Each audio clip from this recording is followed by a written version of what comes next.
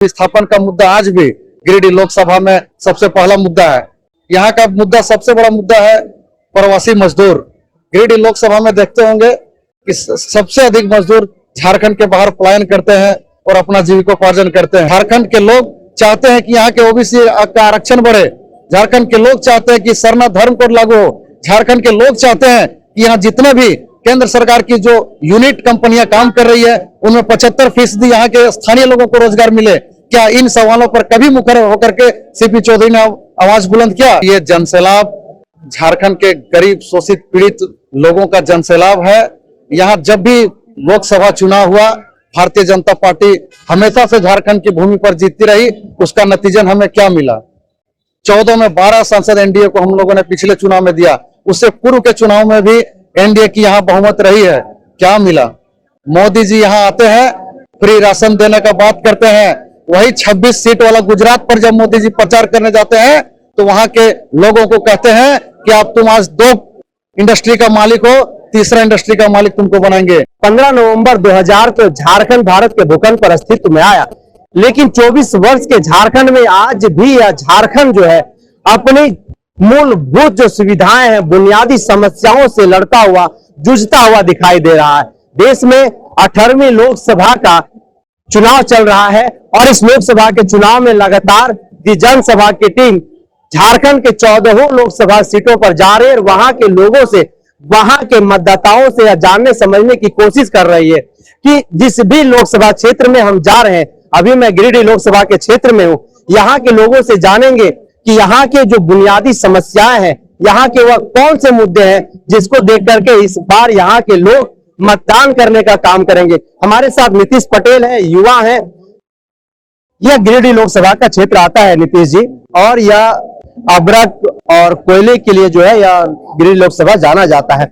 लेकिन यहाँ पर से जो कोयला निकलता है, उस कोयला का जो आय होता है या फिर जो से इनकम आता है, उसका कुछ फायदा यहाँ के लोगों को मिल पाता है या फिर जो उसका धूल गर्दा है वही खा कर यहाँ के लोग जो है वो त्रस्त है, परेशान है। आपके टीम को सबसे पहले मेरा झारखंडी जोहार, आपके तमाम दर्शकों को मेरा झारखंडी जोहार। सर, आपने कोयला पर सवाल किया, ये बहुत ही अच्छा सवाल है। झारखंड अलग हमारा यही इन मुद्दों के साथ झारखंड मुक्ति मोर्चा ने शुरुआत की थी कि झारखंड खनिजों से भरा राज्य, आखिर यहाँ के लोग इतने गरीब क्यों हैं? आप देखते होंगे कि 14 में 12 सांसद भारतीय जनता पार्टी को यहाँ के लोगों ने जिताया, एनडीए को जिताया। लेकिन आप देखते होंगे कि कभी भी विस्थापन का मुद्दा आज भी गिरिडीह लोकसभा में सबसे पहला मुद्दा है। यहाँ का मुद्दा सबसे बड़ा मुद्दा है प्रवासी मजदूर। गिरिडीह लोकसभा में देखते होंगे कि सबसे अधिक मजदूर झारखंड के बाहर पलायन करते हैं और अपना जीविकोपार्जन करते हैं। इन्हीं मुद्दों को लेकर के झारखंड मुक्ति मोर्चा इस बार चुनाव मैदान में है। हम लोग ये कहना चाहते हैं सर कि आप जानते होंगे कि जब बिहार में कोई पर्व त्योहार मनाया जाता है, छठ, दिवाली, दुर्गा पूजा, तो देखते होंगे कि भारत के विभिन्न हिस्सों से उन प्रदेशों के प्रवासी मजदूरों के लिए स्पेशल ट्रेन चलाई जाती है। वहां के मजदूर आराम से ट्रेन में बैठकर घर आते हैं। लेकिन दुर्भाग्य है कि झारखंड खनिज संपदाओं से भरा स्टेट, यहाँ के मजदूर जब बाहर काम करने जाते हैं तो उनके लिए ना कोई ट्रेनें चलाई जाती है, ना उन प्रवासी मजदूरों को कोई विशेष सुविधा यहाँ के सांसदों द्वारा उपलब्ध कराया जाता है।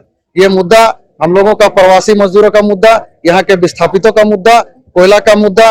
आपको ज्ञात होगा कि झारखंड का 1,36,000 करोड़ रुपया आज सेंट्रल गवर्नमेंट के पास बकाया है। यह किसका पैसा है? कहाँ का पैसा है? यही कोयला का पैसा, यही अभ्रक का पैसा है, यही झारखंड के खनिजों का पैसा आज हमारे केंद्र सरकार के पास बकाया है। आप सोच सकते हैं कि 1,36,000 करोड़ रुपया बकाया पैसा अगर झारखंड को मिल जाएगा तो झारखंडियों का क्या दशा और आज यहाँ पर क्या विकास देखने को मिलेगी। हमारे माननीय पूर्व मुख्यमंत्री हेमंत सोरेन जी ने केंद्र की सरकार से लगातार ये मांगे करते हैं कि 1,36,000 करोड़ बकाया पैसा हमको वापस करो, झारखंडियों के हक को दो। लेकिन उनके बदले में क्या मिला? जेल की सलाखों तक इन आवाज को पहुंचाया गया है। उन्हीं का बदला झारखंड की जनता इस बार लोकसभा में देगी। इन्हीं मुद्दों के साथ आज ये भीड़ देख करके आप लोग को अंदाजा हो गया होगा।